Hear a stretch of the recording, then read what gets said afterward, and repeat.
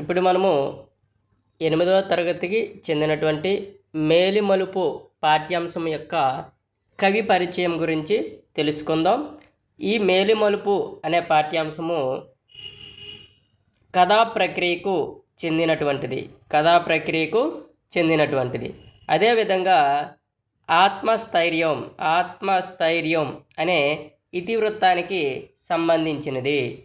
అయితే దీనిని రచించింది ఎవరంటే దేవులపల్లి వెంకట కృష్ణ శాస్త్రి. ఎవరండి? దేవులపల్లి వెంకట కృష్ణ శాస్త్రి. ఇతని యొక్క జననము తూర్పుగోదావరి జిల్లా చంద్రంపాలెంలో జన్మించడం జరిగింది. ఇతని యొక్క తల్లిదండ్రులను చూసినట్లయితే తిమ్మన శాస్త్రి, సీతమ్మ. ఎవరండి? తిమ్మన శాస్త్రి, సీతమ్మ. ఇతని యొక్క ప్రసిద్ధ రచనలు కృష్ణపక్షం, ఊర్వశి, పుష్పలావికులు, అమృతవీణ, బహుకాల దర్శనం, ఇంకా వ్యాసావళి, మంగళకాహళి అనేవి ఇతని యొక్క దేశభక్తి గేయాలండి. ఏమిటండి?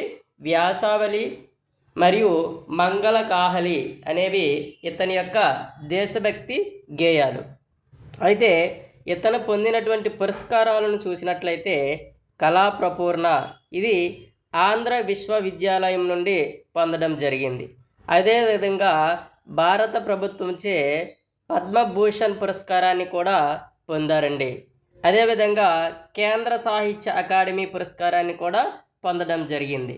అయితే ఈ మేలుమలుపు పాఠ్యాంశము పుష్పలావికులు అనే రచన నుండి గ్రహించడం జరిగింది. ఇలాంటి మరిన్ని వీడియో కోసం మన ఛానల్ని సబ్స్క్రైబ్ చేసుకోండి. Thank you.